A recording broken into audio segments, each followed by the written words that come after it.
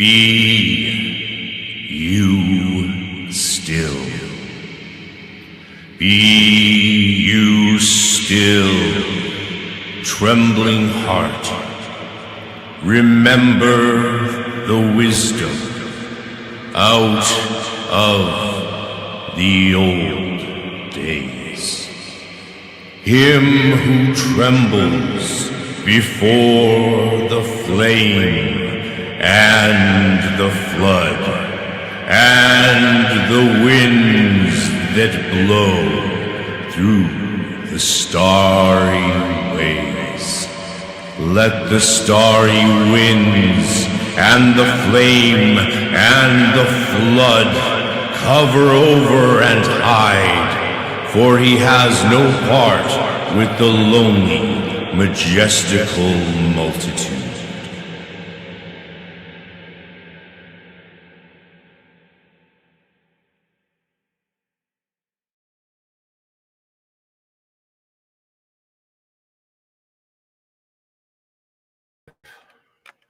I see you. Do you see me? Can you hear me? Sound check. Good to be here. It's great to celebrate today, this milestone. Maybe I'll make sure the sound is coming through. Yeah, thanks for some enthusiasm in the chat. I'm going to talk about a lot of fun things today. But also, yeah, take a lot of questions. After we do a while, one thing I could do is throw the link to join if anyone wants to jump in the video and talk with me live. That's always a fun thing to do. I've done it on lots of people's channels, and I'm certainly not opposed to it. You know me, I like to have a lot of fun. Let's see who's here. All right, everyone hears me. Fabulous. All right, we'll throw the comments up on the page because we don't have to worry about covering someone's head. Cryo shock. Yes, we will. Let's get occult with this one. I hear you. Side. It's like the Crowley gesture. You know the Crowley gesture? The Abscissimus version is like this. There you go. We're going to get silly right from the top because, yeah, I'll talk about why I always used 444 in the early graphics of the podcast. I'll tell you the secret there. It's not a big one, but it's fun, and it's definitely significant to me personally. Let's position this camera a bit better. There we go. Yeah, funky, fun background for a fun time. I even set up my big lights, my key lights, and all, you know, all that professional stuff that people like Jason Louv like to do. I'm so haphazard and lackadaisical about that stuff because, you know, I know it matters, but it doesn't matter really if you're just like, I think, a small channel, just trying to get, I use YouTube mainly to get the word out of what I'm up to and to share bits of my work with people. I don't like follow trending topics and comment on them and make videos about them, but that, you know, that does look like fun. I certainly enjoy a lot of the people's work who do that, but it's when your goal is deep occult knowledge, you end up studying a lot of books and you're looking at a lot of manuscripts in PDF form. And, you know, that takes time. Like I didn't do a presentation at a NokiaCon last year because I didn't feel I really had anything up to snuff. You know, I have my own standards set pretty high. And if I don't follow my own standards, I can't expect anyone else to. And so far, I've been very pleased to see people bringing so much of their A game to the conference presentations. And everyone who I've worked with has been incredibly considerate, kind, understanding, professional, like really professional, as in like, you know, not turning everything into a thing, just sort of getting the facts, sharing the facts. That's how business is done. And that's been a really fun journey. And I'd love to reflect on this if you want to hear about it, this journey of going online and having to take my life to the internet when lockdowns happen. Because what do you do when all of a sudden you can't work, you can't go home, because I was in the States, and you know, you just, and no one, yeah, years of not working. The day that the month lockdown ended in Canada, I played 5 gigs that month, $500 each, just me and my guitar in a bar. That's the kind of work I couldn't do for almost 3 years. And it makes a big difference Yeah, I know a lot of professional musicians, sorry, who are no longer professional musicians. They just maybe record on in their house and have moved into some other work. A lot of them are, into physical labor, often because I think it's a nice break from sitting down with an instrument, but also pays to buy all the expensive gear that musicians need. So yeah, lockdown caused me to have to go online. It was so weird. All of a sudden, just all this time in a room. I was lucky to be on a beautiful retreat center in Sonoma County. And so I was, the first part of lockdown wasn't so bad. I did have to go to food bank every 2 weeks and get they give me a bunch of great stuff, really great. Shout out to California food banks in Sonoma County, in particular, I guess a wealthy town. Yeah, but like, what else can you do when you're in a foreign country? You can't go home and you can't work. You just have to go to a food bank. And so, yeah, I like to joke during the first part of lockdown, I was the only person to lose weight. Everyone was like, I'm gaining weight because I'm not going outside, but I was losing weight. And, well, I fixed that, didn't I? I showed them. Cheers to 4,444 subscribers. I'll celebrate 7,777. I'd love this to be a 4-hour, 44-minute long podcast, but I don't think I have it in me tonight. If I was a bit younger, maybe. But you never know. I mean, throw me super chats, ask me great questions, have me pull tarot cards for you. Maybe some of you will join in the chat later on. I'm open to anything, just here to have a fun night with you guys. Because it was very daunting to go from being an in-person person. Before COVID, I was presenting at Pantheon. I had a big presentation there, and I thought it'd be like a room with 20 people, but it was almost 200 people in this huge hall, and I had to lecture for an hour and a half, and I did without notes, fully prepared, and crushed it. Yeah, it was fucking epic. And before that, I was lecturing at the Berlin Culture and doing workshops around Europe and Leipzig and Prague, launched the Arcane Research Society, went to Canterbury, presented the premise of the ARS to Dr. Angela Voss and her student body, her collection of graduate and PhD students, and they were fully behind it. So we got the first conference ready to go for 2020, called Hermeticon. It was going to be in Sonoma at the retreat center I was at, and yeah, COVID. So here we are today.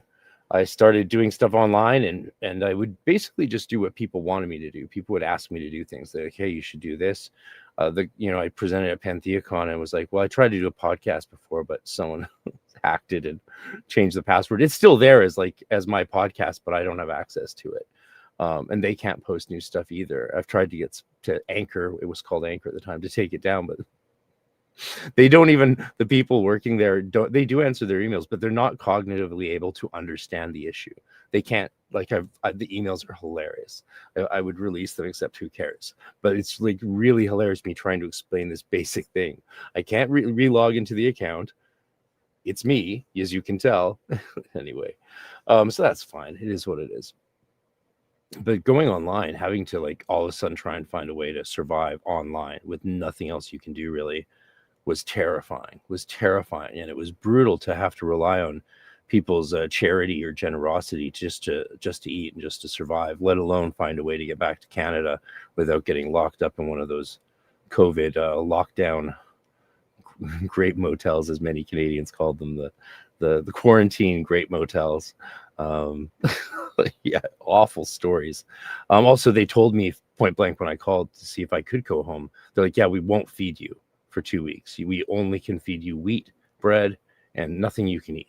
There's no dietary things. And then you hear that people actually didn't even get the basic food they needed a lot of the time. So it was a hell. So I did get back to Canada, and it was great to slowly build up community online and start teaching online and doing the Hermetic Mystery School, which I finally, after 5 years of teaching a full-time class every Sunday there, which is some of these classes were only 15 hours preparation. Some of them were follow-up classes from ritual classes, but a lot of them were 20, 30, 40-hour prepared lectures, and sometimes with practical components, sometimes not. And that was a ton of work, but really exciting, really fulfilling, and certainly led the way to what I'm doing now, which is at a deeper level with the teaching with students who are more full-time. And and the conferences and workshops and retreats and pilgrimages we're going to do. That's all going to be very fun. So yeah, thanks for helping and make it all happen. And I know I've gained and lost a lot of people along the way. You know, I would joke that I would, you know, if I had a Republican on, I lost a bunch of listeners, and that's okay. You know, you sort of, it's a filtration process. You don't want to, you want quality audience is better than quantity. So thanks for being the quality that's here with me today. Absolutely. That's really great. Let me answer a few questions because this is for you. This is your stream. AMA, any questions asked, answered. I'm your monkey for this evening. Dance, monkey, dance. Yeah, I don't have a problem with Republicans. I mean, I just don't. I never... I've known lots of conservatives in Canada growing up. Well, that's not true. I've known like one. It's funny, right? I want to say I've known lots, but I've known like one buddy who was like, I'm not... One day he said to me, he said, you know, I'm not a liberal. I'm conservative. I was like, oh. And he's like, yeah. Like, obviously. I was like, what do you mean obviously? And I was like, yeah, that's cool. I don't mind. I'm definitely you know, homeless. Or in Canada, you could say I did the NDP to conservative pipeline because the NDP is gone now and the liberals are nuts. So it's like, yeah, I'm always going to vote over issues though, and the issues that affect the community that I'm in, because that's what makes sense. We all vote for what we think would make our lives better, and then whoever has the majority wins. It's pretty simple. And I think then when you got to move on, you can't obsess about it unless you're a political podcaster, and God help them. It's a crazy thing. So yeah, let's go back up and answer some fun things. Oh, right. Occultology. Good to see channel members here.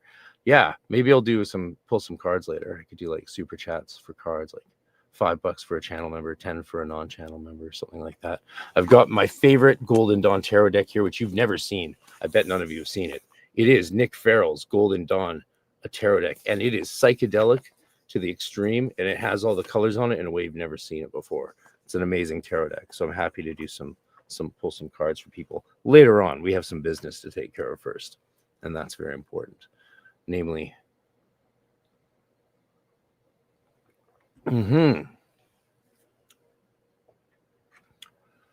yeah, we did the conferences, and I was like, yo, if someone says something politically you don't like, just pretend. This is what my official party line was. Just pretend it's the 90s and don't care. So yeah, it's just a joke, but it worked. Everyone had a great time. It was a love fest, even though everyone comes from everyone's in different cultural milieus, and everyone's facing the problems of different paradigms. I noticed that when I talk to people from actually other places that I've heard about, because the perspective on the ground is always so different. You always want to talk to people if you can, and not just rely on the spin online, eh? You didn't miss it. Yeah. D&D.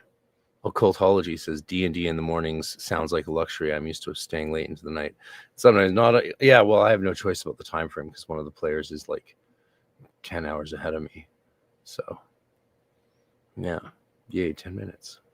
Let's go. Boom, boom. Thanks, everyone, for being here.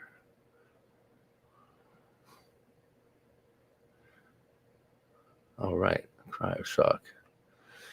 What do you say? I've had supernatural experiences and such from time to time, and I've tried yoga and Western esoteric tradition for a time, so I'm ready to bring up a good conversation. Good. Yeah, let's have a good conversation. For sure. Cheers. Sup yo indeed, Redwood Raven Clan. How's the magical current on a collective and individual basis? Yeah, you can learn magic without an instructor. It's just harder. But you can learn the basics and then practice them and learn how to do it. It's why people write books, is so that people who don't have access to a teacher can figure it out. And we have a lot better books than we had when I was learning. You know, I was stuck with modern magic and Israel Regardie's Tree of Life. So I learned my first, ritual from there in the Hermetic tradition. And then Donald Michael Craig took me further. But Don Craig wrote modern magic apparently before he was even trained in the Golden Dawn in Chris Monastra's order. And she was Regardie's girlfriend. So that's that tradition. I have lots of friends who come out of that tradition. David Griffin comes out of that tradition. as do others. And Don Craig used to teach in our order when I was in LA in the 90s. But I never met him. I was called to do healing work from when he was dying of cancer on that last stretch of road, and I did that, and that was an honor.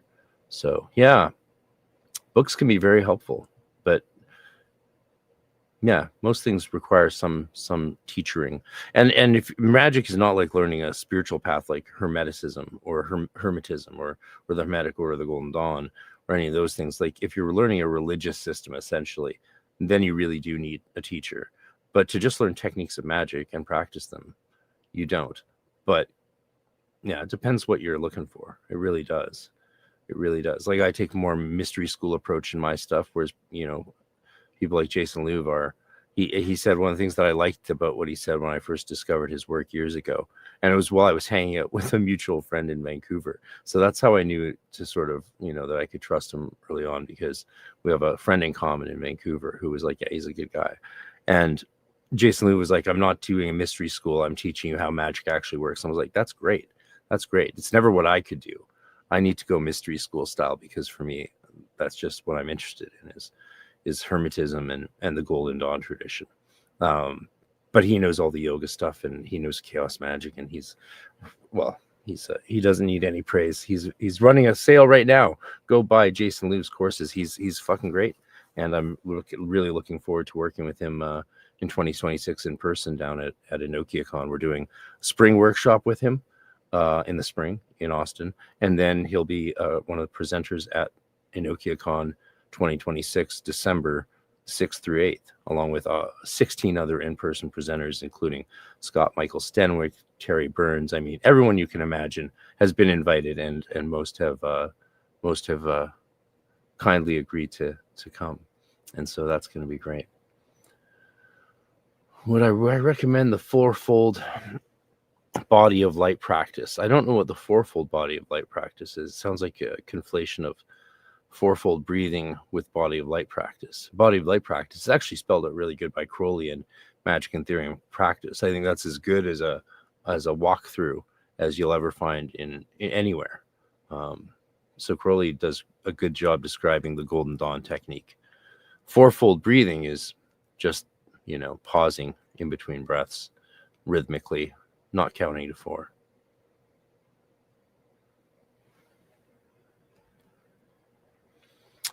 My history voting. Okay.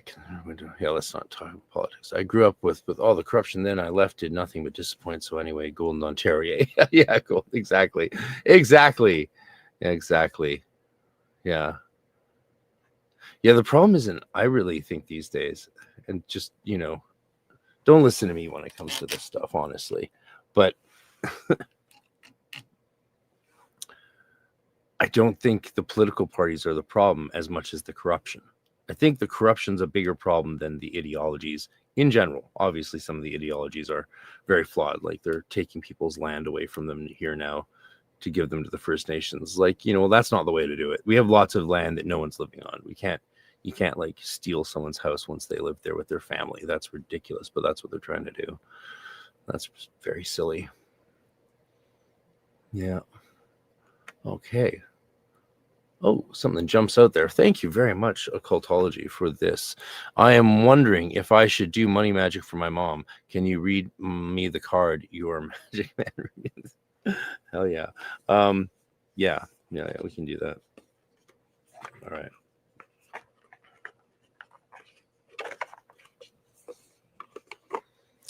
So it's a very, very nice deck. Look at that.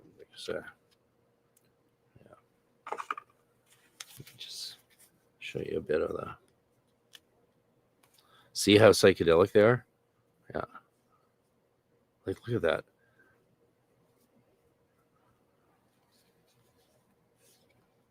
Yeah. The booklet should come with like a page of tabs of acid in it. It's so psychedelic. I love it. This is definitely my favorite Golden Dawn tarot deck. But it's not the most accurate. They didn't go for accuracy. They did in a lot of ways, and I think they achieved better accuracy than some other decks in the spirit of the system, in terms of the spirit of the system. So yeah, but it's interpretive, and the figures have Golden Dawn nemesis on, which is all kinds of awesome. And then the coloring is amazing. Well, I shuffle. I have to shuffle these. Someone's asking in the meantime. I just didn't want a charlatan like Parsons. I don't know. Parsons wasn't a charlatan. Parsons, he knew what he knew. He did a lot of things. I don't think it's fair to call Parsons a charlatan. Call me the Fresh Prince of Beleriand. I mean, I think Parsons, like, got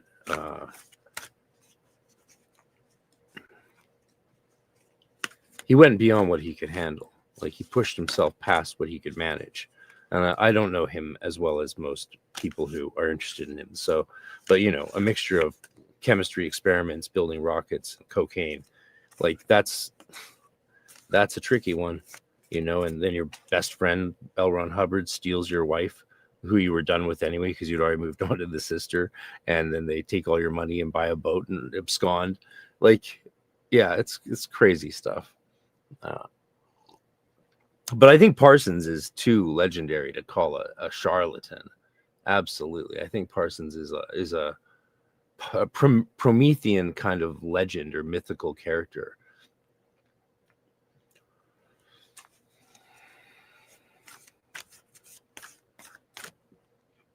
All right, Angelo. What's your thoughts on a letter magic like Franz Bard in Book 3 or the Golden Dawn letter magic? What do you mean by letter magic? Yeah, I didn't really enjoy Barden's books after the first one, and even the first one became a bit was strange when when he gets into the fireball throwing and stuff.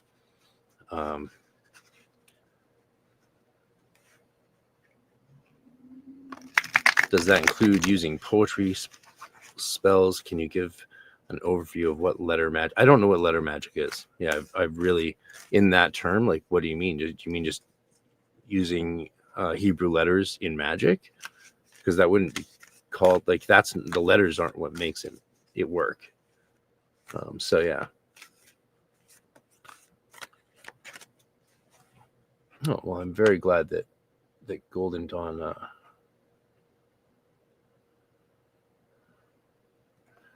was helpful to you. Sorry, putting all this up on the big screen.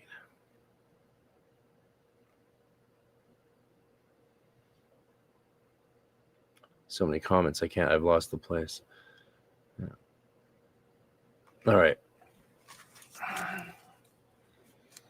For entertainment purposes only. So, one sec while I invoke an angel.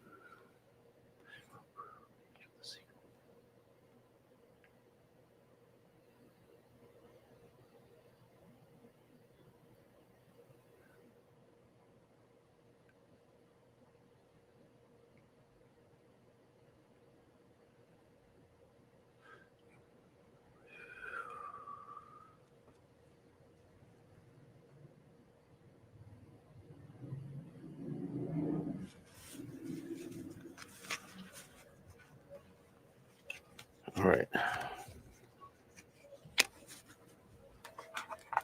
Your question is, should you do money magic for your mom? And you get the Two of Swords, Lord of Peace restored, followed by the Temperance, Balance, followed by Lord of Material Success. So there's your journey to through that operation. That's where you're at. That's your operating principle for the ritual, and that's where it'll get you, Lord of Material Success. So I'd say go for it, do it. So yes indeed. Yes, 1,000 times yes. Yeah. Very good. Good spread. Good question. And I feel the powers of that angel around me as always when I pray to it. I hope you also work with spirits when you do divination for entertainment purposes only. I have to remember where the camera is. I keep looking up here thinking the camera's up there, but it's not, because I did a whole setup for you with the lights and all that. Cameras in action. Awesome. Yeah. Oh my God, I'm so not a streamer. But I can have fun with you anyway.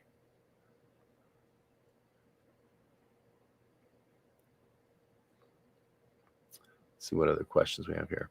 4-4 current is crazy stuff. So the 4-4 origin for me was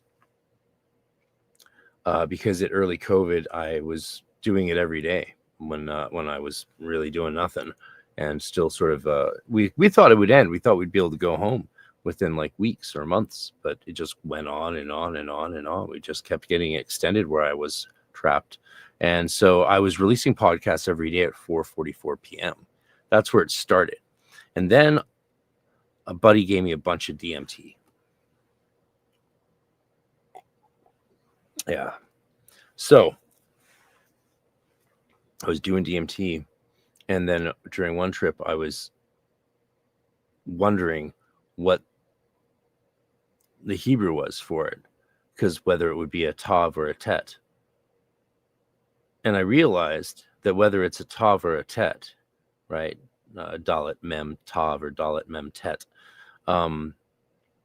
they still had significance. So I realized this on the trip, that both ways they teach me something about it. And that's really a good lesson about the power of gematria, because it's not that the letters are actually indicating an ontological reality that's really there. It's about the process of realization and inspiration that occurs within you as you're moving the letters around. That's what's powerful about gematria, right? It's not actually unveiling lost secrets in the Bible. I mean, it is, but in terms of personal revelation, not in terms of like when the world's going to end on what exact date, for example.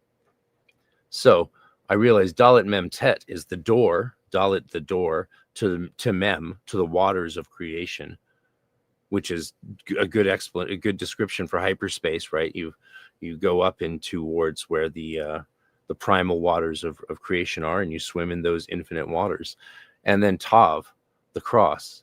And so the significance of Tav, and that's not the correct letter for DMT in Hebrew, but it was the first one I liked. The snake is the Tet. That's an obvious symbolism you have of the, Hushtan, or the serpent of creation, or the serpent in the garden even. And that's the correct one for DMT. Tet, the serpent, for tryptamine. But the cross I like, Dalet Mem Tav. So that's 444. Dalet Mem Tav. And I like that because it's like representing what I have to bring to those waters, which is balance at all times. And that's very much the Golden Dawn mentality. If Hermetism is all about thanksgiving and openness and wonder to the what's higher than us in nature, what's beyond us, then the golden and life and light, of course, then the Golden Dawn approaches that through the mysteries of balance and equilibrium. You could say that's sort of the essential core idea. All right. Hello once again. Dr. Zero Free Magic Secret Show. That's a great name. Cryoshock.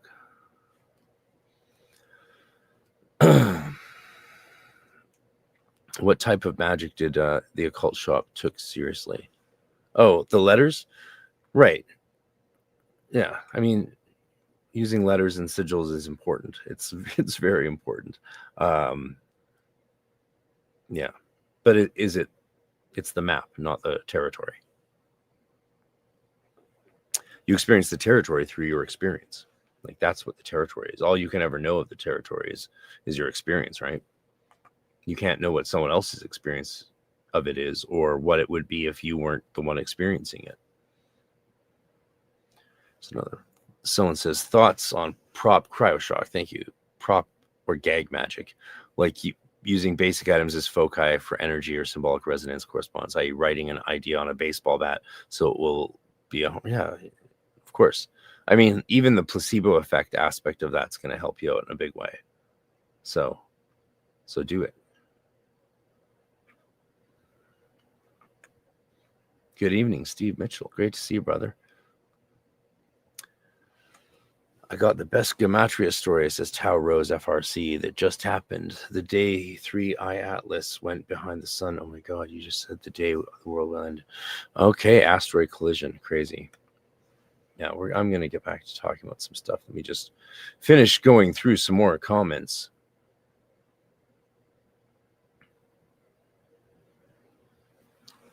have a smoke. Yeah, we're chilling.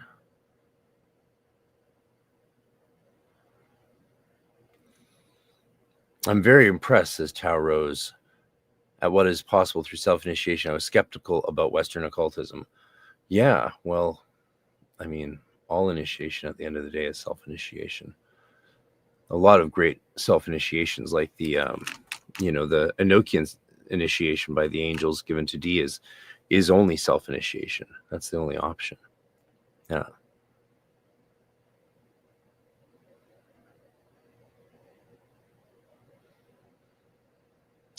Okay.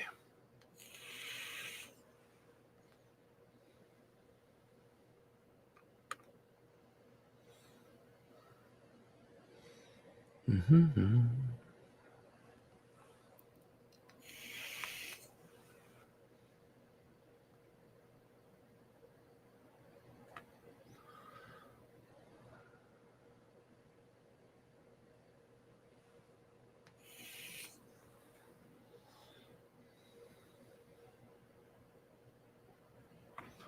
Yeah, Libra 49 changed your life. That's I think I know what that is. I'm not too good on the AA or thelemic stuff. Only reason I was able to stream tonight is because my OTO, one of my OTO buddies, Byron, had to do something else, so we didn't go for a pint at the Pump Jack.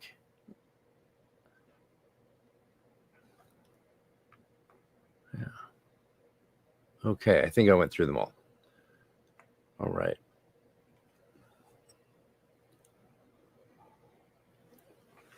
The tarot deck I used for your reading is Nick Farrell's from Wendrick Art House, Golden Dawn Temple Tarot. They're liquidating them currently because a color was not exactly the way they wanted. And in the GD, that's a big thing. So you should write to them if you're interested and see if you can get a copy. They might still have them. Hopefully they'll redo them and make whatever corrections they need to do for it to be improved, because we'd all like to have this deck in print. I know. Yeah, I grabbed like 6 or 8 when they were announced the liquidation. So yeah. All right, what are we going to talk about? Okay, a couple things. I want to talk about EnochiaCon and announce a few things about it. It's happening in Austin, Texas, November 6th through 8. And we're having a workshop in the spring. And the year after that, we're doing it in Prague for 2027, celebrating John Dee's 500th birthday. And that'll be a week-long event there, including 3 days of that will be a retreat. But Austin, Texas, we're doing because people wanted it to be after last year in Vancouver, it was a very expensive place to do it. And it's only getting more expensive, so they wanted it cheaper. So we are doing it in Austin. So travel, hotels, and even the what we're charging is less. And so that's really wonderful that we're able to do that. And we've got a full building, all these rooms, workshop room where there's limited seating workshops being done by Frater Ashen Chassan, Scott Michael Stenwick. When I release the link tomorrow, you can sign up for those. There's like 20 seats each. And there's early bird registration special for the first people.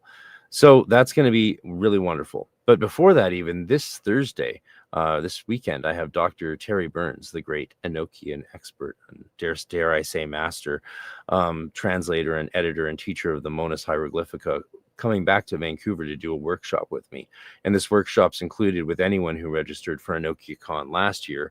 And you can still register for it. You can take all the stuff as a course. There's a payment plan option. So, let me know. I'm happy to accommodate you, whatever your price point is.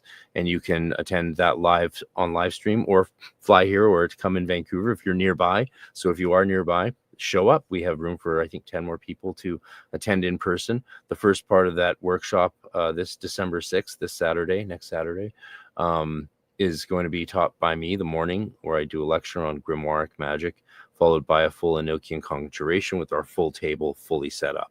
And Terry Burns will be there, and we'll all do it together online and in person. And I've done this many, many, many times and have lots to say about that. And I'll save that for that date. Unless you ask questions, I'm happy to answer them. But yeah, I've done this enough to confidently present it this way. Then we'll have a lunch break and then Terry Burns will do the afternoon. Then we'll have a dinner break, and then there'll be like an evening roundtable sort of discussion. That again, all of this is streamed online to all of our 2025 registrants.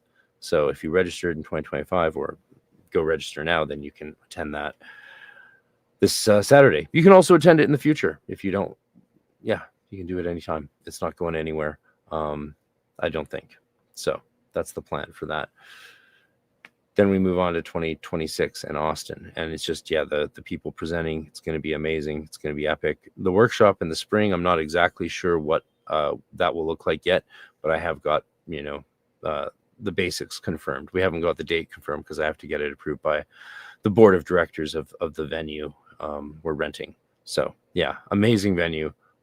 Absolutely incredible. I can't wait to tell you and show you more about that.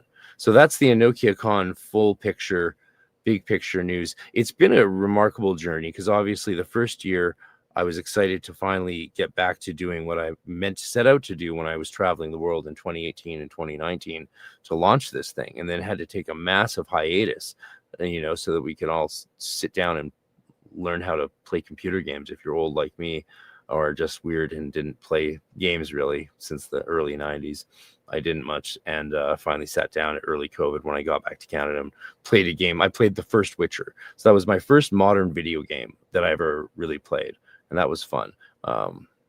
Definitely put on a few pounds during that. And then I played Divinity. And then I said, oh, this is taking all my time. I'm going to refocus my efforts on teaching more and doing other things and getting ready for having a musical life again once lockdowns end and we can perform again. And so I'm very excited to have music coming out again.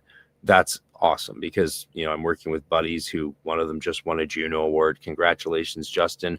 We're in the middle of working on a track and he sends me a picture of him holding a Juno Award, which is the Canadian Grammy. And I know it's not a big deal internationally, but it's a very big deal in Canada. And I've had a ton of top-notch musician friends be nominated, but no one ever won it. And so that's not nothing that Justin won the new Juno for his work with the heavy metal band Ancients doing keys. And he was in the middle of doing keys on my recent Ballad of Lou. He did some on the previous song. And after the Ballad of Lou, which will be done very soon, we'll have a Ballad of Dee and Kelly coming out. And we'll start working on that this week, actually. I'll lay down the basic bed tracks on guitar and lute. And then I'll even try and get Terry Burns to maybe do some singing on it with me while she's here, so we can have some fun. I'd like to get multiple people. I always like to get groups of people working on songs and contributing different Brits, especially with AI making music production so easy. I more than ever am excited to eschew that entirely. I use zero AI, and we're only doing this old school with high quality microphones. Lots of practice, lots of rehearsal, lots of figuring things out. And doing it organically. That's what makes me excited. Yeah, it's now more countercultural to do real music more than ever. So fuck the AI. Just kidding. I love you, AI. Please, please, please know that I love you and you're my new master. I'm not a number. I'm a free man. Anyone old enough to remember that? All right, so those are the Enokia Con announcements. I could reflect more on that, but it's more fun to interact with you guys and go through questions.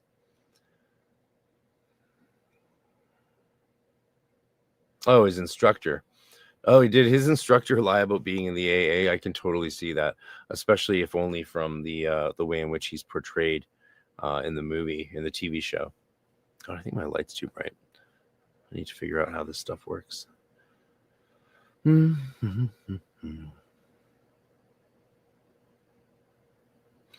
Ableton's fine.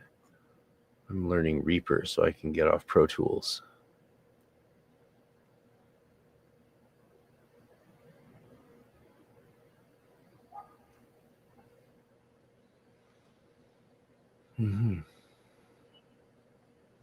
Thank you, Tao Rose.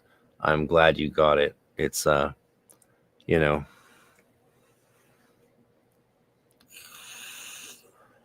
All right, so what should we do? We have how much more time do we have? We have a bit more time. Yeah, so I got through. That was all I wanted to cover. I think that was all I wanted to cover. Yeah.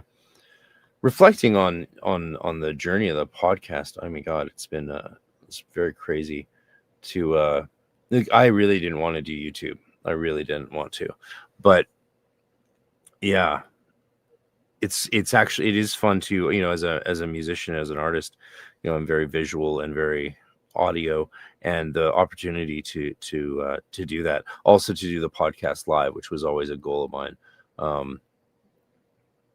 Yeah, is way more fun than just recording them in a sterile environment, piecing them together, editing them, and then putting them out. It just doesn't feel as energetic and dynamic. So doing them live is my favorite thing, and I'm really glad the software has come along to allow me to do it. It's a little bit expensive, so thanks. Keep the super chats coming, because helping me cover the software and just the other editing stuff, and it's all very much appreciated. It's been amazing, and there's a great community developing in the members only section of YouTube. I never thought that would be a thing, but what do I know? You got to sort of just allow people to go where they want to go, and then meet them where they're at. I was never able to get a community going on Patreon like a lot of people were, and that's fine.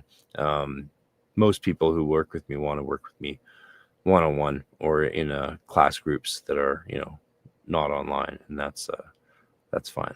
Yeah, doing stuff in person, of course, is ideal, but you can develop pretty cool online communities, and I've done a lot of amazing ritual work and theory lectures with people over the last 5 years. Had amazing people, tons of people go through the Hermetic Mystery School, and finally led me to what I'm doing now, which is just completely focused back on what I always should have maybe been doing, or wanted to at least be doing, which was the Golden Dawn stuff. But for various reasons, I was respecting some other people's wishes to not compete.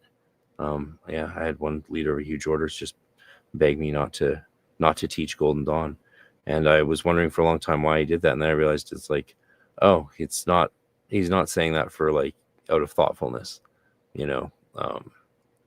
should do whatever I want to do, and certainly not succumb to the wishes of someone with far less experience than me, who's just come along and wants to tell me to obey. Fuck that.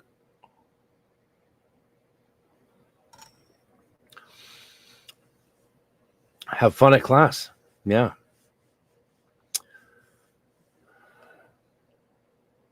Thank you, Tao. Am I familiar with the book, The Kabbalah Magic, Great Work of Self-Transformation? You probably know I hate that book, don't you? I think you're trolling me. Yeah, that is quite the shit show, that book. Yeah. Yeah, I actually think the author, is probably, he seems like a misanthrope to me. It doesn't seem very positively geared towards human life or flourishing. So, yeah. I'm sure he's a nice guy in person, but what a despicable book. It works for some people, I suppose, but it's nothing to do with the Golden Dawn, that's for sure. He just made his own thing, and then trashes other people. Yeah, if you're going to trash people, you should at least know what you're talking about. Well, thank you, Tao. I'm very glad I'm on this platform as well. It's great. Cheers. Yeah, and I have notes. I could go into Liam Thomas Christopher's book, but there's no need. He's super successful and he's happy, and what would it accomplish? The people who don't like his book cannot use his book, and the people who do like it can. Yeah. Lots of room for everybody. Live and let live.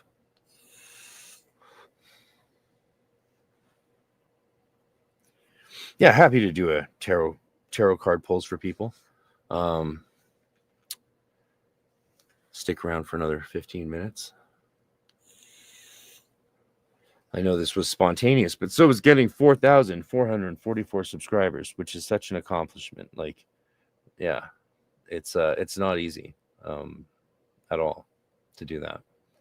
Maybe it's because I'm shadow banned, who knows? But it's not like I get demonetized. Only when I try and include music in my work. Even my own music gets me demonetized, but I've sort of figured that out with my music distributor, how to do workarounds. So, but I've released tracks also that people can just download and use behind their videos that won't get demonetized, that I've just copyright released so that people can have music, so they won't get dinged like many of us do when we license songs. So you license a song, you pay money, then they still copyright claim you. It's really evil.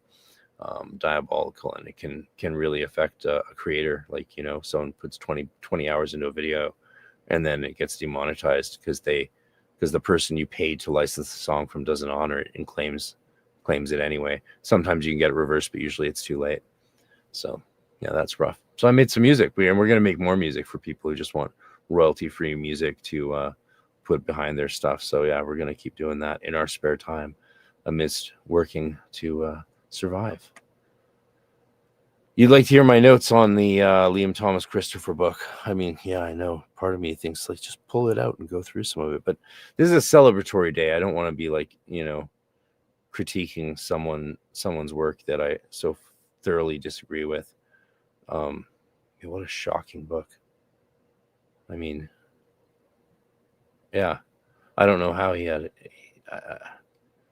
Yeah, I don't know how he had any experience in the Golden Dawn and could write that. It's wild.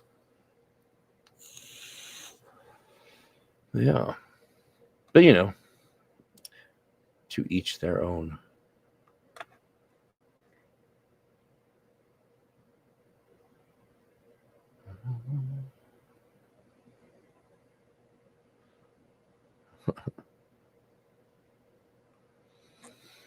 All right, there's a question. Hello, Frater. Just caught stream. Have been loving listening to you. Thank you. If you don't mind, dumbass beginner question. I got my hands on Self-Initiation to GD book and was wondering where's the middle pillar. I mean, it should be in there. Traditionally in the Golden Dawn, it's not really given the way that most people today think it is, and it's given in Philosopher's and then partially in Portal. But the way that, like, Don Craig and you know, even Rigardi present it's sort of different. So I'm not quite sure.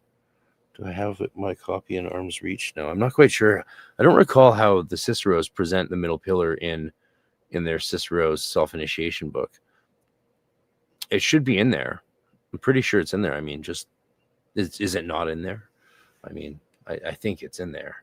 I would be willing to bet money it's in there. Yeah, just check. I mean, I don't know where my copy is. It's probably behind my green screen here. Who knows? So many books. Crazy amount of books.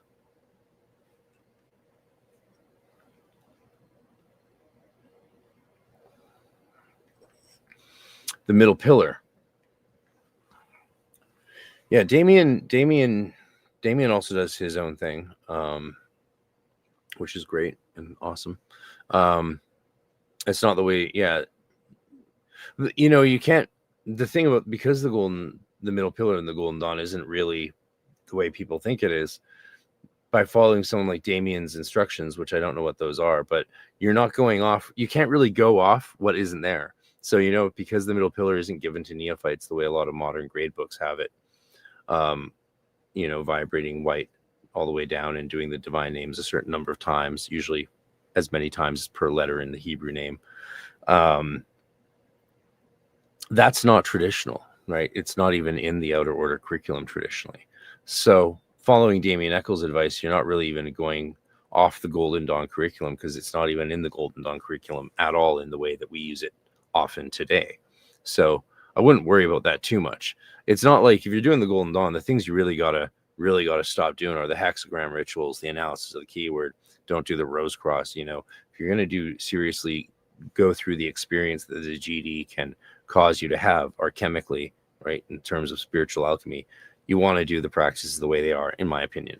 And then you have to do things based on what your circumstances are. If you're completely solo, then you need to often create as much energy as you can, you know, being your own Hierophant, to create that Hermetic initiation to occur.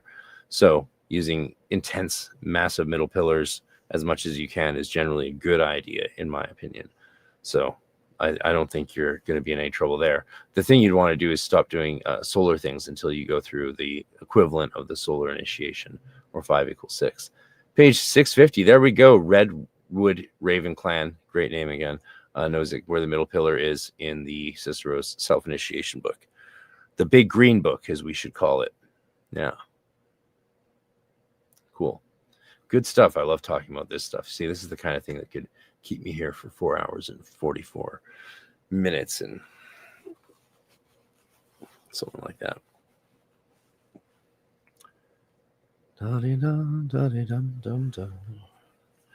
Yeah. Yeah, I'm just going to take a second and sit here with you and enjoy the moment, you know.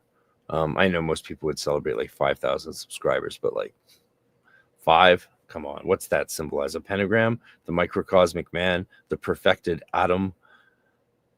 I guess that's pretty good too, but 444. And when I posted the thing, I looked at my clock, and coincidentally, the second I posted the link for the stream happened to be also 444. So there's magic speaking through numbers at the very least. You're very welcome, Apokruk. Yeah. Yeah. I started to make notes of things I could talk about. Then I was like, don't bother. Just have fun. Just chill out. Because I don't do that much. I know. I'm not really a streamer. Maybe I'll stream more one day when I'm, more alone. Scary thought, right? Being more alone. We're so alone these days. But yeah, we'll see. It's hard for me to stream or play video games and do that stuff. Like I'm always like I can play instruments. I'm surrounded by instruments. That's what I want to do with my time. I do a little tune for you. Let's see if I think I have to change echo cancellation. Move the high quality headphones. Move the other high quality headphones. Yeah, I really invested in sound when my sister died last year and just thought, like, yeah, the only thing going to keep me alive is music. I think I have to. Volume, yeah.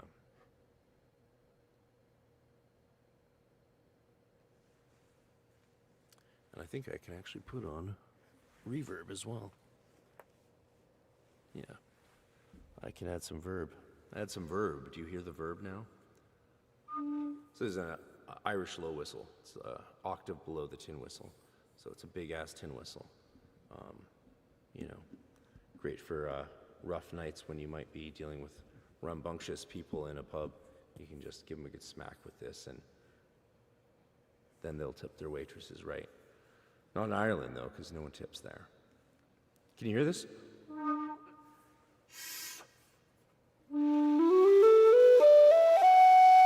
How's that sound? Yeah? All right.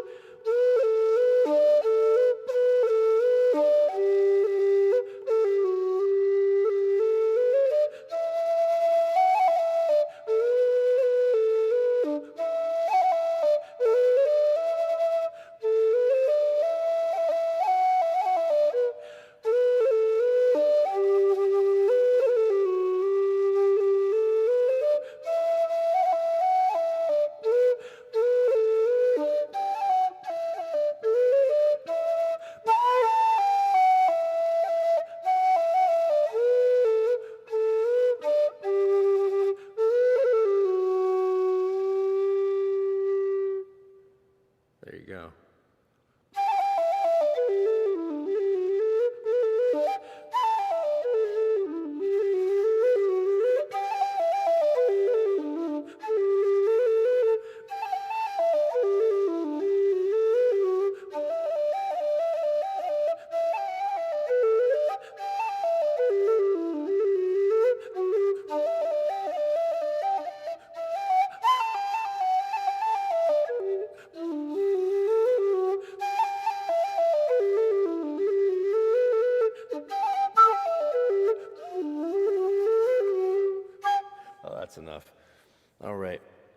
some end on a jig. Just arrived in time for the end. Well, no, I'll stick around a bit longer. There you go, some Irish tin whistle tunes for you. Normally I play the Irish uilleann pipes, but it's a bit loud for our apartment. So they changed the sound laws during COVID, so I can't sing and belt and play my pipes anymore for good. Because once they changed the laws, guess what? They didn't change them back. Why would they not change them back? That doesn't make any sense. Surely if a government changes things for emergencies, they will change them back when it's over, right? Surely. Don't call me Shirley. Yeah, wait, where are the magical secrets? I was waiting for you to ask. Well, I taught you one magical secret. Invoke, an angel before you do tarot. That's one. Taught you a spread. No, not really. That's just 3 spreads. I don't have any magical secrets unless you have questions. Ask questions. Yeah.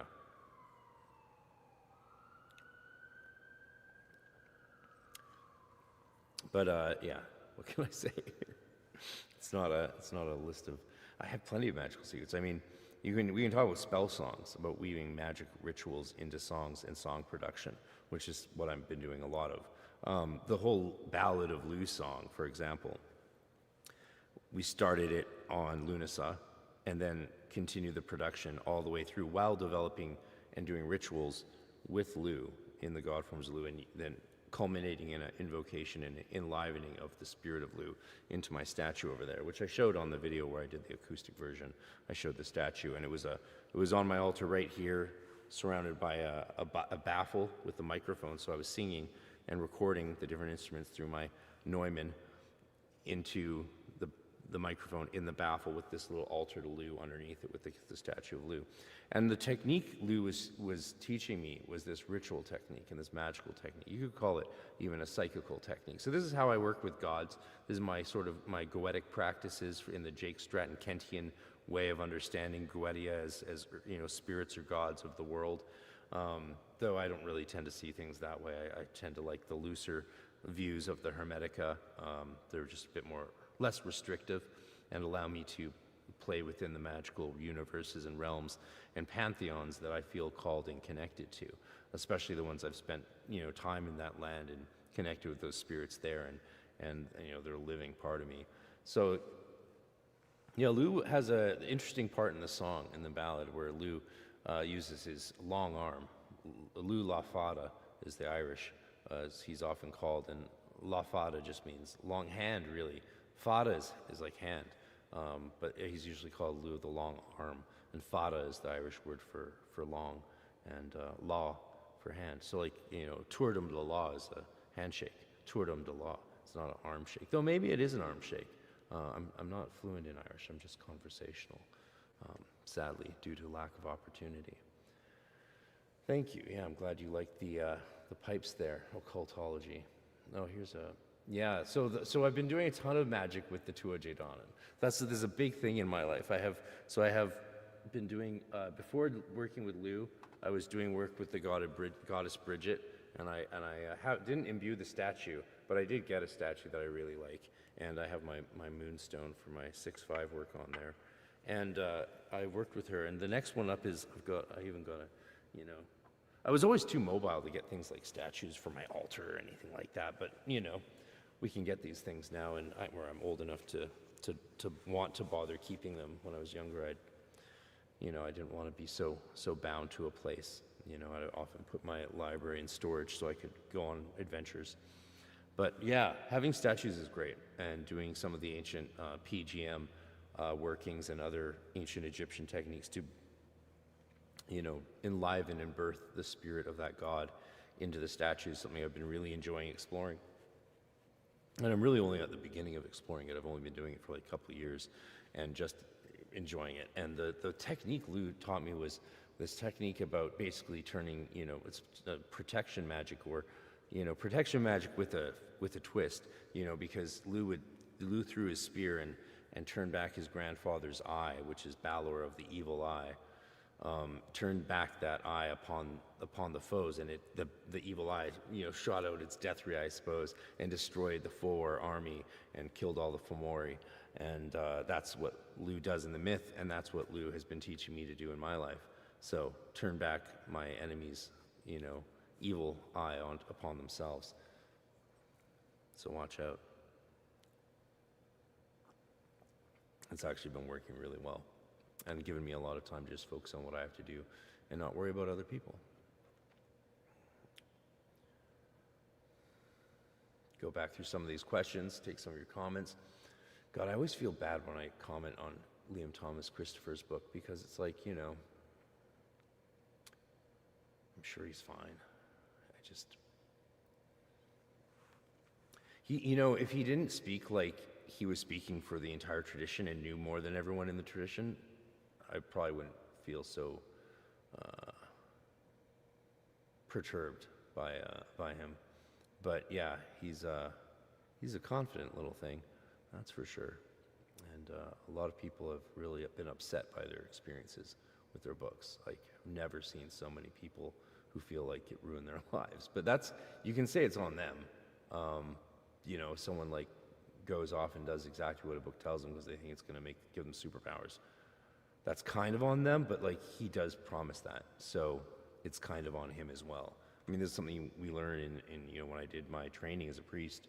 Like, you learn all of these things you would never think of that could hurt people as a spiritual leader and as a counselor and as a priest. There's a lot of ways you can do damage to people, and the church has actually spent centuries, millennia, figuring out what those are, and now they do teach people to avoid them, because otherwise, with lawsuits, it's the modern day.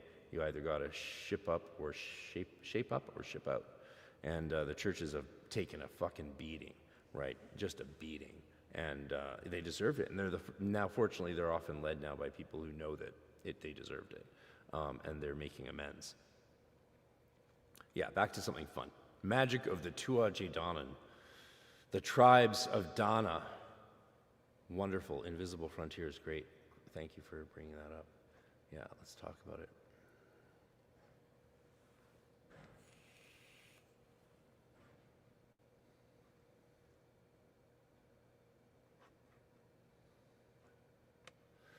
Thank you. Yes on verb. Oh, I should turn the verb off. There we go. Should I change my audio settings so they're louder again? I had to change. There we go. Hopefully you can...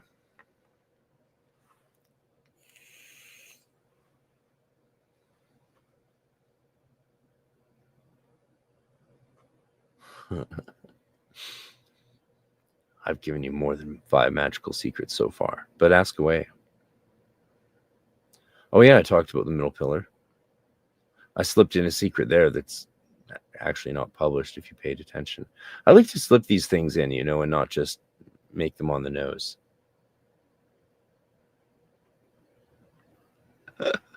Yes, they are all in the tunage. They're all in flute form.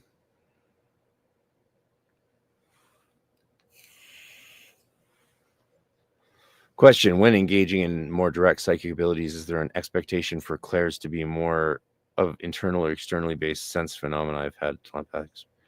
I mean, I would need to hear more about it to answer that.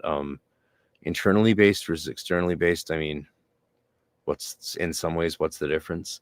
I mean, you either see energy around things or you don't. So is that internal, external? Right? Yeah. You can either feel what color the thing is or not. That's sort of where beginners start, and where I think they should start.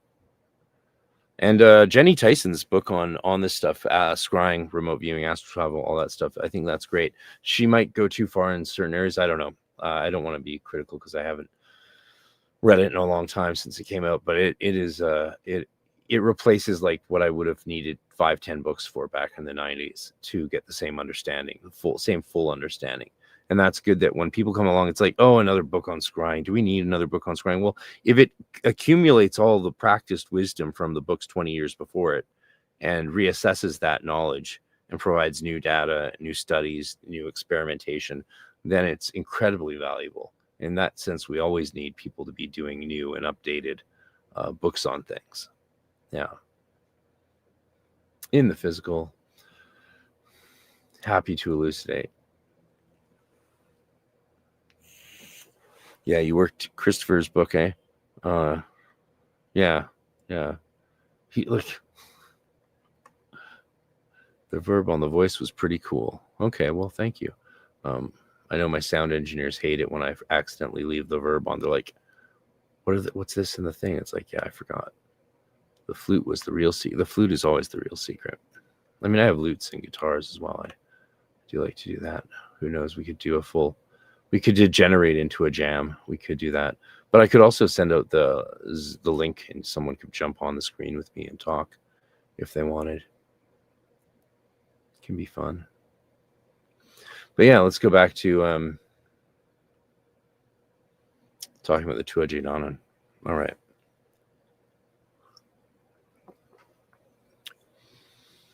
They're interesting, first of all, like most Celtic pantheons. And Celtic covers 6 pantheons, essentially. The 3 Gaelic and 3 Brythonic. In the Brythonic Celtic languages, you have Manx, you have Welsh, Breton, and Cornish. And the Gaelic, you have Irish, the first language, which developed into a new language called Scottish or Scotch, or Gaelic. There's a lot of names actually for it. Gaelic is the common one, whereas for Irish, it's Gaelga. Gaelga, not Gaelic. Gaelic would be the English word for it, but not the Irish word. The Irish word for Irish is Irish. And so that sort of just shows you the initial movements of the pantheons of gods. You have them developing out of Ireland like the language in terms of the Gaelic. We're not going to talk about the Brythonic, even though the Irish gods went over to Wales and became cognomens there. They became gods of similar names there. There's just a different mythological tradition that developed. And in Scotland, they didn't really keep all those gods. They sort of did their own thing as well. And they have the whole Zeely and Unseely She, which is just, again, Scottish words for blessed and cursed fairies. But the Tuatha Dé Danann in Ireland are a really fascinating pantheon because they didn't develop alongside the Mediterranean gods, right? They're not based on the planets. They're based on the stories, really, about what we have.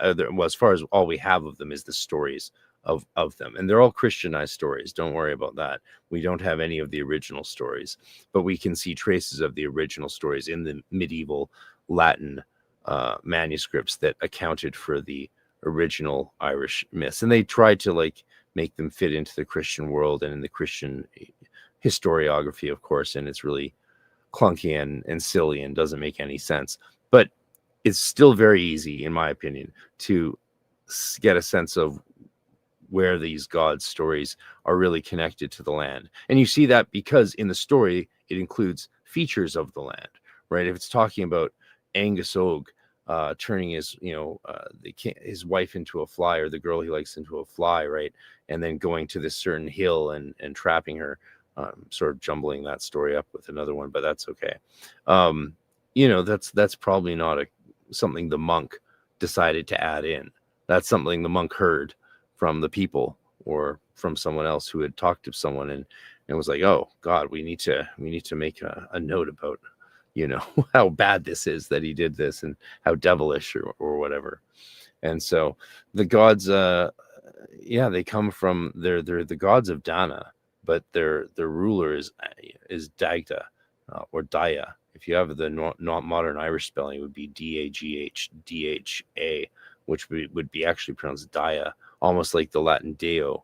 And so Dagda might have gotten slight deified through the Latin with his name. And the early Old Irish name might have been actually with hard consonants, Dagda. It might have been like that. It's hard to say. But you see that with the Irish words in general. Like the Irish word for friend is anum, which obviously comes from Latin animus, soul. And Irish is the third oldest language in the Western world.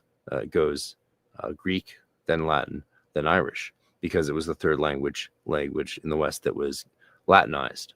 And there was other languages, of course, but we don't have any exact dates and origins. So Irish Gaelic is considered the third oldest language in the Latin world in the Western world by linguists.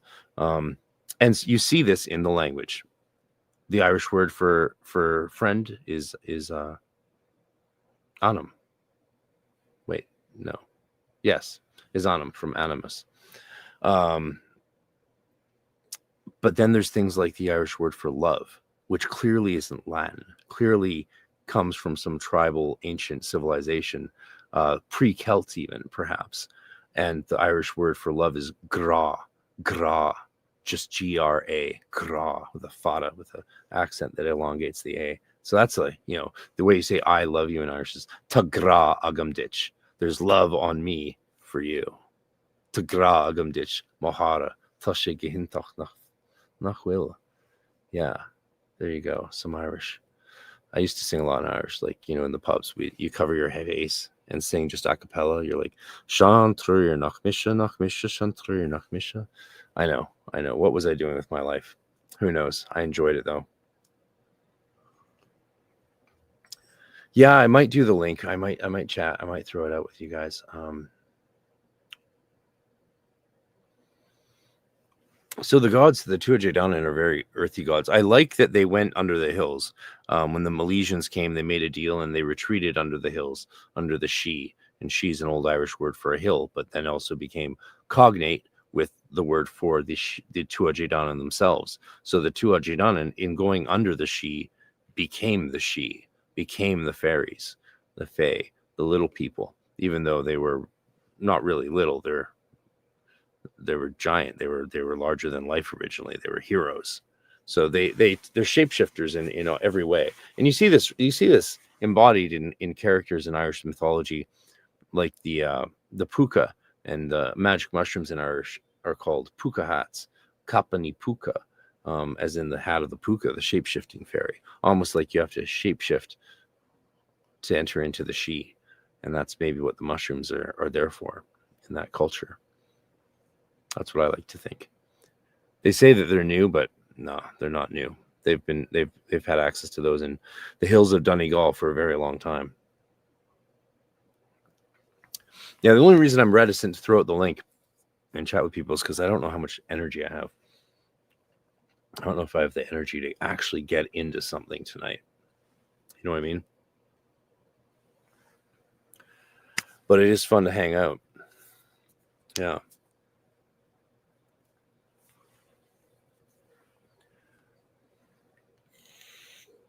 Did I miss any questions?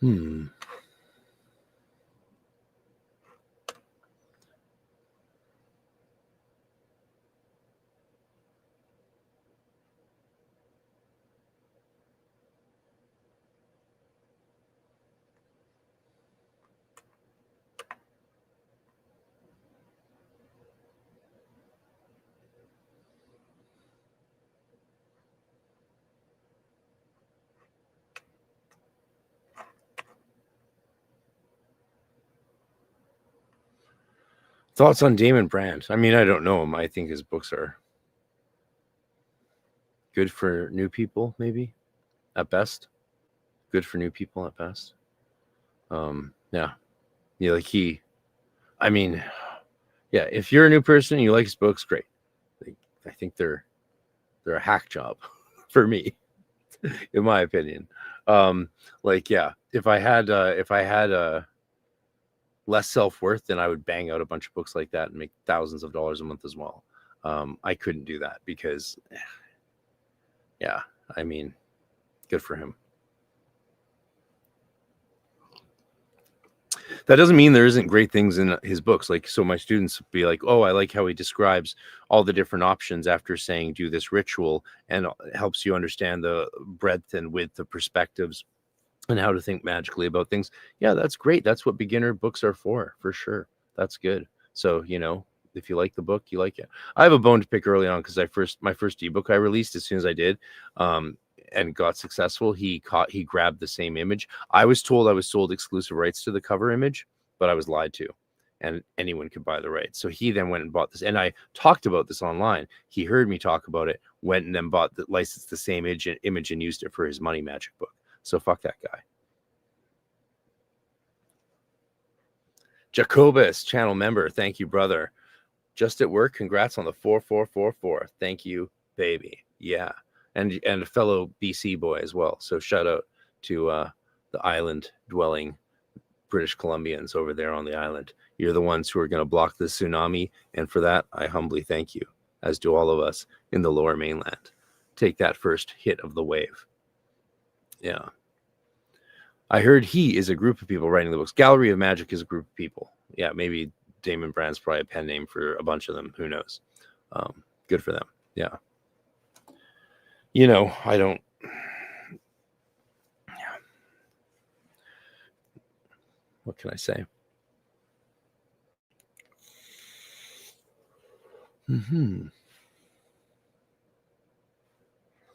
Maybe I was going to see if I can actually play you the newest mix.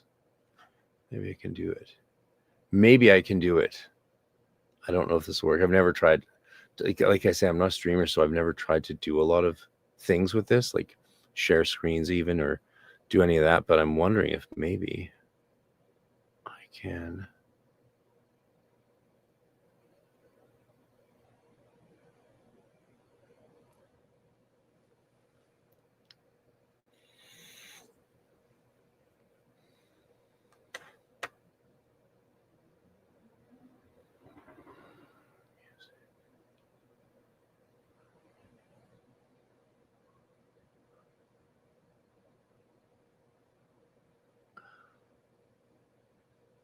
Oh no, just I could share a video.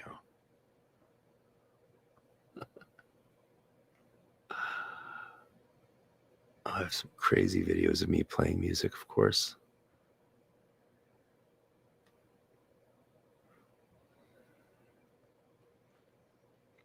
But yeah, well, I don't know how to play an audio file. It's me. I have a video of me playing. I have me singing a Scottish song in Paris, by Paolo Nutini, who's a Scottish singer. You want to see if we can hear that? It's probably not the best performance. It's a late night gig after a long day in Paris in 2019, and it's should we fuck around and find out? I don't know. Let me think about it.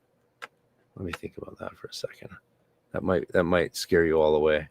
Me belting and singing without a microphone. I got hired for this gig, good money, but no sound stage. So I just stood up on the tallest stool on the corner of the pub, this Irish pub in Paris along the water, and just belted out songs for, a full 3-hour show. Crushed it. Went out with a bunch of the regulars and staff after. Had an amazing night. Yeah.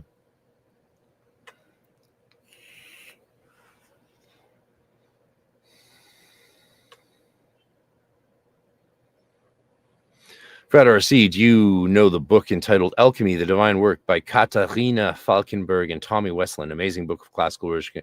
Yeah, my friends all got that when they, Damien Eccles did the event, and they all, one of them went there, and a bunch of people talked about it. And yeah, I'd love to check it out sometime.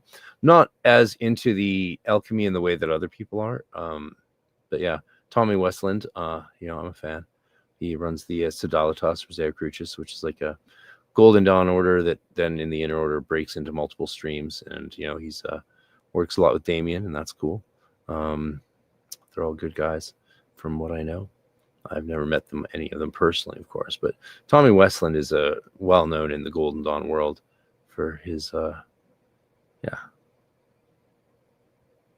doesn't take a traditional Golden Dawn approach at all, but that's fine here.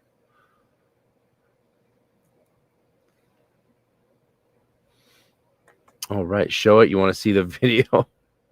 All right, I could do that. Embodying Osiris. Yeah, the problem is I know a lot about Tommy Westland, but not from him, from friends who have worked with him for decades. That's why I'm like, that's why my responses might seem clipped or weird, because I can't say anything. I shouldn't even comment on the things I know, but we have very close friends in common, who we both known and worked with for a long time. So yeah, insider baseball. All right, let's see me sing Paolo Nutini. Fuck it. Why not? I owe you guys whatever the fuck you want, whoever you are here hanging out tonight. So, and this is me learning how to do a new feature on the StreamYard. So that's cool. And thank you again for the super chats that help me pay for StreamYard. It's not cheap, and I really appreciate that. So here we go. Paolo Nutini. I hope I have the whole song. I know it's just one clip. I think I just wanted a memory, so I just set up my phone probably or something, or maybe I set up my camera and it didn't have much memory and it did what it did. So this is, singing to a busy pub. This is what you do as a musician. Sometimes you have to just take the gigs on the road. I got it the night before. I walked by, talked to the owner. He was Irish. I started speaking Irish. He started speaking Irish. He asked me what I wanted. I said whatever he'd pay. Paid me like triple what I would have asked for because I didn't ask for pay. It's a trick that musicians know when you're good enough to perform and have them be like, oh, this guy can ask for usually thousands if he wants. Yes. That's not to say this is $1,000 performance you're about to see. This might be a fucking shit show disaster, as for all I know. I do not remember, but here it is. The song Candy by the great Scottish singer Paolo Nutini, who I fully recommend you go check out. Let's see if this works. Let me know if you can hear it. If you can't, shout out, because I'm just learning this as we're here.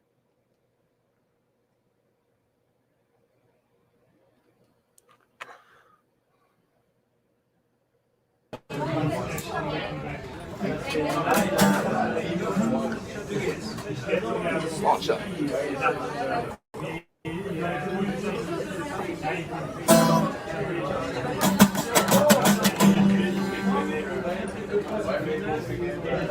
Well, I was perched outside in the pouring rain, trying to make myself a sail. And I'll call to you, my darling, with the evening on my tail. Going on the most on streams of travel, it can't see better nonetheless. Well, I'm a heartless man at worst, babe, and a helpless man at best. Darling, I'll bring yours. I'll even wash your clothes.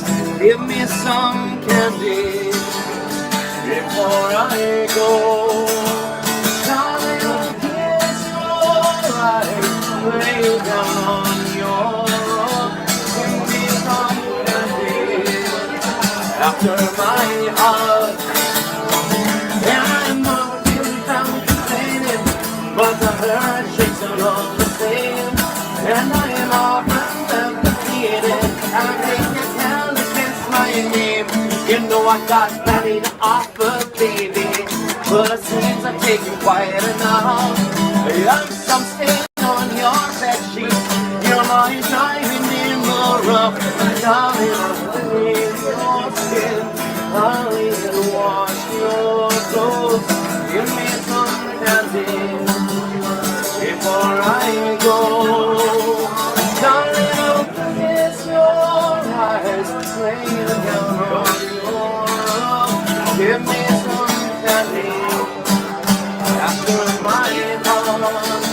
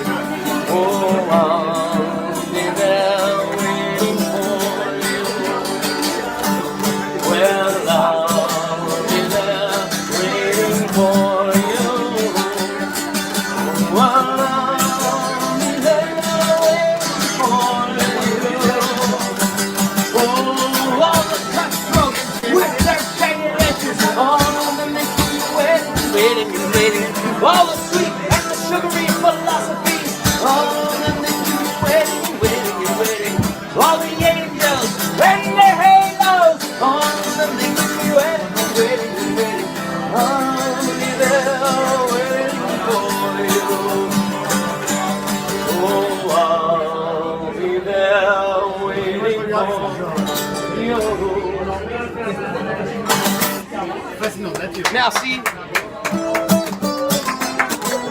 here's a Canadian song for you motherfuckers.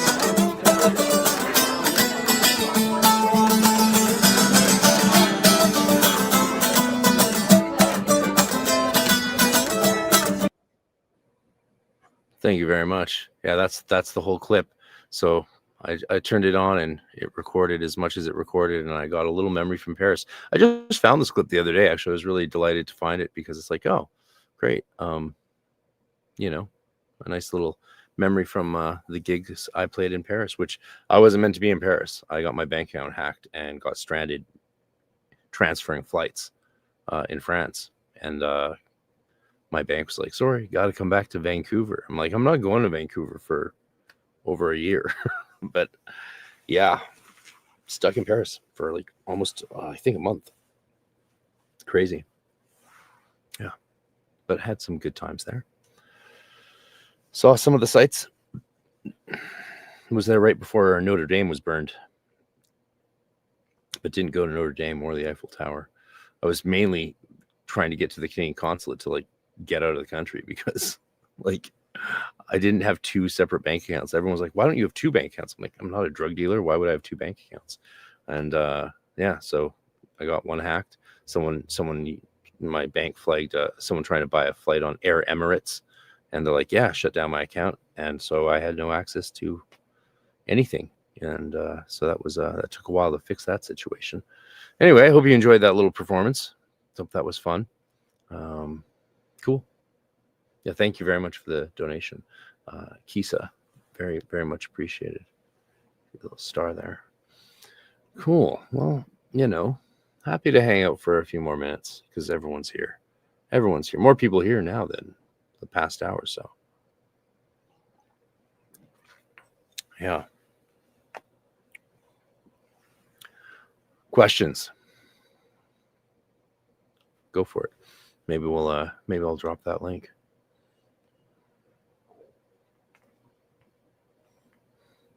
Fuck it. Let's have some fun.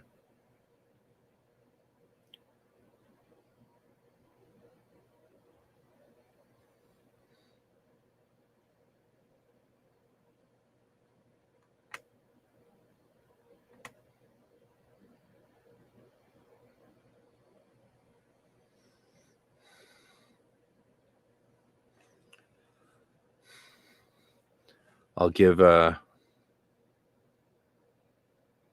I'm gonna take a piss. Join the link, and we'll talk. Yeah.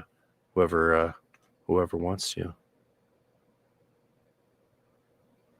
Cool. I'll be right back. Do do do do do do do.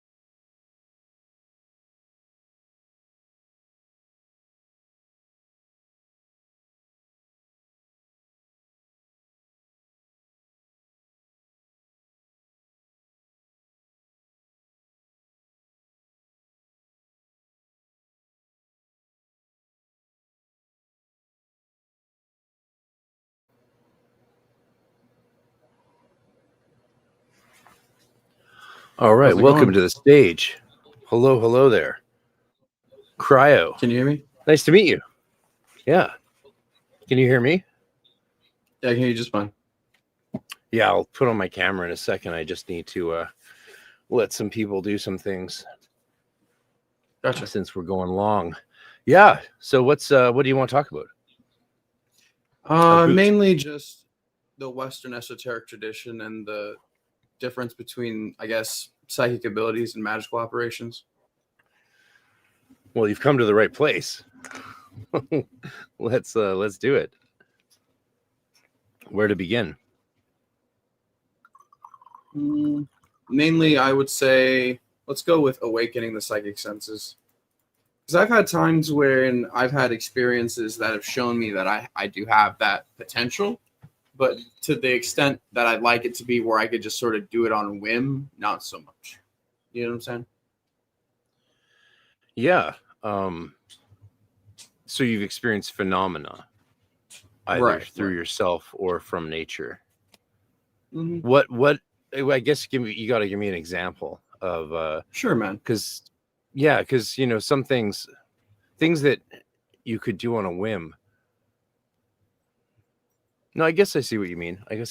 Like I've had a lot of friends who have and known a lot of students who have like seen energy or even shocking visibly energy but then only occasionally. So that's been something I have noticed. But I don't know what you're talking about. So give me some examples. Share some experiences. This is one of the rare places we can do that without shame. We're all freaks here and geeks. The main experience I was trying to talk about was one where I was chanting a mantra from my tradition of Buddhism that I practice. And when I was chanting said mantra, what happened to me was I was having my eyes closed, just listening to the mantra over my headphones. And then I decided to just give love or metta to the mantra, like loving kindness. And I had this distinct vision with my eyes closed of the mantra in the language I was chanting it in, which is Tibetan, of course. And it was rotating in space with my eyes closed. This was not a visualization. Like I could quite literally see this. And when this happened, I basically just dropped the idea that reality was something that I could comprehend as tightly as I thought I could before. Because if something could just sort of summon itself like that into visual apparition, it opens up a lot of doors. And it makes me wonder what is actually possible out there, you know? Absolutely, yeah. I mean, those are the experiences that set me on my journey of discovery and experimentation. Yeah, I could feel energy really starkly, and was curious to see if that could become seeing, and turns out it can. Yeah. So, what other experiences have you had? Do you have any consistent level of? One thing I liked about the Golden Dawn, where I was taught, is we didn't use the word psychic hardly ever. We talked about it in terms of sensitivity training, which I think was just a feature of our order. But it really lined up with my experience of reading Rudolf Steiner, who also doesn't like to use like grandiose occult language, even though he is, you know, he was part of the original OTO long before Crowley ever was heard of it. You know, he's from the Franz Hartmann days of the Memphis Mizraim type Masons. And so he liked to use very humble language. Steiner would never, you know, say, a spirit told me this. He would say, you know, I connected with the experience of this saint or this guru or this spirit, and I had an inner knowing, which is sort of nice, right? Like, because we get a little overwhelmed with the bold language occultists often use these days. If I don't know if you agree with that, but no, I could agree with that. There's a little bit of a necessity for subtlety that's been ignored in a lot of the Western esoteric traditions, for sure. Some say the bolder the better, but I think a little bit of respect is sort of required these days to keep things in check, you know? Yeah, well, it's nice to be the nice thing about humility in your practice is it actually is very complementary to skepticism, right? So, you know, it's just being a little humble naturally makes you a bit more skeptical, because you're not identifying with, you know, what it all means, right? Your identity, who you are, doesn't become associated with an experience, an ability, a framework of belief, a grade level, you know, any of that shit, which is so dangerous. Object identification is one of the most psychologically problematic things we can fall into, it seems. You know, we fracture our psyche, and that leads to psychosis when we identify with anything at all. Like, don't identify with anything. That even the body and mind, you know. Yeah, no, you're having this experience, you know. Yeah, and in that sense, I think that's what leads to, and I talk about this all the time, Goethe's idea of the personality being the gift of the children of Earth, because like you don't really get to fully experience your personality when you're trapped or struggling with pathos or pathologies. You know, when you're really caught dealing with your issues, you don't really get to enjoy yourself. You ever have that experience where you're like too caught up with what you're struggling with, so that you don't actually get to just enjoy the full range? I think this is most of us most of the time, actually, but like that we miss out on our whole selves because we're so busy, you know, optimizing this or struggling with that or hiding from this or overblowing, you know, something. So yeah, learning to just sort of, I think that's what the best hermetic and magical and psychical practices do, is help us detach from that while still gaining a full understanding of it. But that's very different than talking about like developing clairvoyance and clairsentience and practicing psychometry and telekinesis and shit like that. So I'm not sure which direction you want to go with this, but I'm down for whatever. Let's just focus on just clairvoyance for now, I'd say. I had an experience once where I woke up in my bed in the Midwest, and then the next day I woke up in my bed in Florida. And for some reason, both times I woke up around 4 to 5 o'clock in the morning before the sun came up, and I saw a ghost in front of my bed.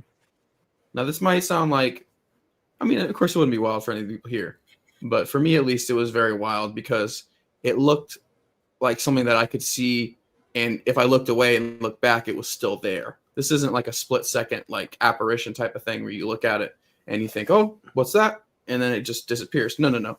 It had a full manifestation where until I blinked a few times, it's just sort of dissipated after that. It was very interesting. It was shaped like an upside down triangle kind of form, sort of vague, with a bunch of eyes that were dark purple for some reason, as if it was made up of multiple beings somehow. It was very weird. And obviously, I'm assuming a sober experience. Oh, yes, of course. I woke up in the middle of the night. I have tried psychedelics in the past personally, but I stay away from that stuff personally now. You seem to be the kind of guy who actually knows enough to know that they would preface it with that if it was induced to. Of course, yeah. No, I don't most take people are psychedelic good about that. experiences the same. No, it's not the same as a mystical experience. Like, at least with me, my psychedelic experiences have been more psychological ego trips rather than like, oh, this is what's really going on, you know? The information you get from that kind of stuff isn't as stable as what you get through meditation or prayer, to be honest. You know, I think it's good. For me, it's been good to help with radical breakthroughs, but those are built on a foundation of sober spirituality. But they can be very good with like radical shifts, I find. Especially if you engage with them in a conscious way. Mm-hmm. I'd have to agree. Yeah, clairvoyance. Okay, clairvoyance. So, well, I'm fascinated by you talking about seeing a ghost. I don't think I've seen a ghost, but I've seen apparitions that are stable and are still there when I look back at them. Could be just a different choice in language, but that's I think of those as apparitions. Something there's a lot of detail in the ghost you saw, and that's very cool. Again, I've never seen a ghost, just like I've never seen an alien or a spaceship, but very open to. I've seen what I have seen, and that's what I would consider spirits, and that's what I know for sure, in my opinion. I mean, I once was, not once. I realized early on with a lot of my visionary experiences that they either take over your vision or overlay the vision, in the same difference between VR and AR, like virtual reality and augmented reality. And some of the time, it's such an intense vision that you quite literally can't see with your eyes. For a split second, you are just looking at what is being shown to you. And that can be quite appalling for somebody who's never had that happen to them before. You'd think you'd losing your mind almost for a split second. But then when it's over, you're like, whoa, I had a vision. Like, that's so Raven. It's literally how it works sometimes. And it's only happened to me maybe 3 or 4 times in my life. Once I had a vision where I leaned forward and then fell out of my body forward, right? And in that space where I had fallen out of my body, it was white flames everywhere. And in those white flames were these mosquitoes about this big that would fly into my abdomen. And then in my abdomen would be like these waves of like a portal, like a ripple of water. And then I got pulled out of that and was like, what the hell was that? And I have no idea what it was. All I could say is maybe I had a vision of a hell that was like that. But I read from some shamanistic accounts of the Amazon that they say that there are these mystical beings that will jump into your abdomen. And that the fact that it was 1-to-1 like that was very interesting to me. Yeah, that's kind of far out for sure. Damn. Yeah, I hope people ask questions if someone has a better question than me, because maybe someone has similar experience. Let's all talk about it. Yeah, I've not had an experience like that. Yeah, I recently talked about my early experiences, so people can go check out that live stream video where I just sort of go through them, because they form so much of the basis of how we approach things, I think, spiritually, especially if we go into esoterica, and or have a full ritual life. So there's a lot to be said about how those early experiences shape our focus and practice and research. How's your journey going? Are you working on seeing spirits more? Are you working on clairvoyance or seeing auras? I mean, personally, I have just come to accept that a lot of my experiences aren't something that I've been able to get that conscious control of. That's why I was asking before about the difference between intentional manifestation of psychic phenomena versus like seek and ye shall find kind of thing. You know what I'm saying? But what I'm really trying to get at in my personal practice is more on the cognitive aspect of magic. I want to enhance my clairsentience for sure, because I'd like to know what's going on around me in a much more direct fashion without any sort of filter to it. But my main goal of practice is just awakening. And I use the magical side of things more so mainly out of curiosity rather than just my spiritual ascent, if that makes sense. Yeah, what do you do to develop clairvoyance and clairsentience? What sort of exercises do you meditate? I meditate. That's the main thing. That's where I've had most of my experiences, from meditation and from mantra recitation. I am a Tibetan Buddhist, so I do have some practices about that are sort of secret, to be honest. But I can't say that much, at least. Yeah, well, if you have good exercises, I mean, that's really what it's all about. To me, it seems one of the surprising things was how good we got at things, and how they did go away if we didn't keep up the exercises. That was in like my early days in high school, like with my coven. We would practice. You get to the point where there's no point doing it anymore, because you can always see what color it is. You can always feel it, and you're always right. And then you just sort of stop doing it, and then you try and do it again. You're like, oh, this goes away. It's just like forgetting a feeling, like the muscle weakens. I think that's why people refer to it so much as a muscle, because it really is like that. Yeah. That's also why I think they call them rituals, because they're a daily ritual, Yeah, of course. Yeah, if you don't keep listening. I mean, someone mentioned Journey to the East in the chat. Thank you for appreciating that audiobook I did on a little dinkly headset while I was in quarantine, coming back during lockdown to Canada. And so it's not a great audio recording, But I didn't know what to do because I was like, my circadian rhythm was off. I was up all night. I couldn't interact with anyone because for 2 weeks in quarantine. And I recorded Journey to the East. But that's very much appropriate. That little book by Hermann Hesse, that story is very much appropriate to what we're talking about. As far as like, you know, you're only part of the society as long as you stay on the journey. And then, but when you leave it, you don't necessarily even know that you've left it. There's more to it than that, but it sort of applies to spiritual sensitivity. And I think, you know, magical relationships with spirits, with God, with all of that. I mean, and we like to knock Sunday morning Christians, but at least they're disciplined. Right.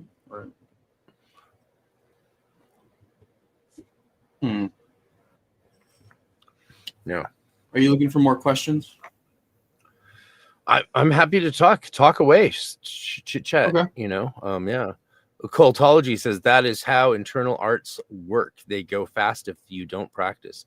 Yeah, like my skill on the instruments has declined during the lockdown. I'm sorry I let it go, but it's like shocking, the decline. Now I can get it up back to top-notch levels. Like some of them, like especially on that instrument, my skills were pretty high. And now they've taken a big bite. And plus they did a new model of the whistle and I had to get it, and the fingering's different. I think the blowing's all fucked. I think it's much inferior to the previous model. It's funny how like they say a workman doesn't blame their tools. It's like, I'm sorry, if your saw is dull, you can't saw shit. And some instruments literally aren't capable of doing what other instruments are capable of doing. Like they don't have the ability to intonate or to play, or, you know, with fingering to, you know, capture the pressure quick enough to allow the octave to jump. And it's like, sorry, it's a bad design. It's the fault of the instrument, often in certain cases, and I'm sure it is with tools. But that's not the meaning of the saying, anyway. Yeah, we got to practice these things. And it's what's also shocking, and this is what I learned from martial arts.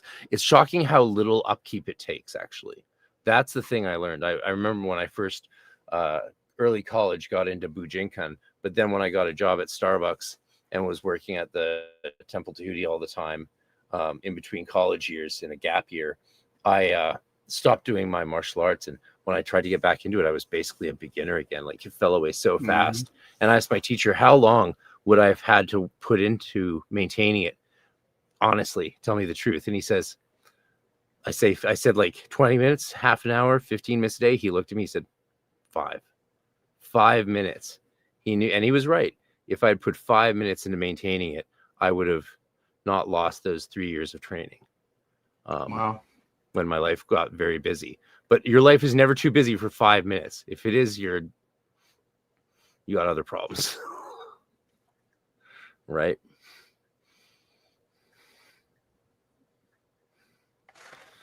Rebecca. Yeah, I guess that's all I really had in terms of questions for today, sir. That's all right. No more chatting. I mean, we can talk about whatever. If you got questions for me, I got about 10 more minutes. Sure. Yeah, no, I can't stick around too long. Let's just read Rebecca's thing. That's exciting that you get to work with people like Terry Burns. I always wish. Yeah, she's great. Terry Burns, take her course. She'll be here soon. Yeah. I guess if I had one more question. To shut it down. Let's go for it. If I had one more question, have you noticed any connections between, like what would you say is not like a secret key or the main idea, but anything that sort of increases the odds of a working occurring versus not occurring, other than just faith and intention? Is that really what it takes to make something happen when you commit to a magical working? You know what I'm saying? Oh yeah. Other than faith and intention. I mean, faith and intention matter, but intention and faith, I mean, they do matter, but energy, like passion, like the amount of energy you create, especially if you're working with spirits, and most magic functions through spirits, that's almost more important in some ways than even faith. I know a lot of very successful magicians who don't have religious faith or faith in God, and they're very successful because they know how spirits operate, right? So energy, creating passion and vigor in your working, and there's this flow, that there's energy that builds up, and you want to roll with that leading up to the operation. So that brings to the second major point, which is timing. And timing is different depending on what you're doing. So, but pay attention, to the astrology for sure. I do a lot of things and don't do a lot of other things based on the astrology. And also timing as far as purification and preparation of yourself, right? Are you in the right place in the right time to do this operation? Are you in alignment? Those are the questions I would ask yourself. Oh, those are very similar rules to the rules for sadhana and I guess tapas in Hinduism, from what I understand. I'm not surprised. Yeah. I mean, a lot of scholars say that the fundamental core practices of magic haven't changed over time, which is evidence to their truth, they say. Makes sense to me. Yeah. All right. Well, great to meet you, Cryo. Thank you. Cheers. Absolutely. Round of applause, Cheers. everybody, for the brave internet person. Thank you, popping on and subjecting himself to this fun time. Yeah. And I'm done. It's like 2 hours. It's been 2 hours. Thank you, everybody, for being here. Should do you want me to remove you? Sure. Peace. There we go. Yeah, what a fun night. Thank you for sharing it with me. This has been great. What a treat. I don't know what else there's to say, but that was really cool to have some random person just jump on and talk. I thought that was really cool. And yeah, when you have your practices and your path, just go deep. That's my advice. Cryo, go deep. Take it seriously. Yeah, you can get far. It's a lot of work to do these things. Like, I'm in a tradition that you have to paint stuff, you have to sew stuff, you have to do so much work. There's so much. It's a full spectrum, holistic approach to the mysteries, and I love it. It's kind of insane to do that much work to engage with all this stuff, but yeah, it's also very beautiful, and beauty is important. Thank you, everybody. I will see you all soon, and I hope you had a happy Thanksgiving, all you Americans. So talk to you later.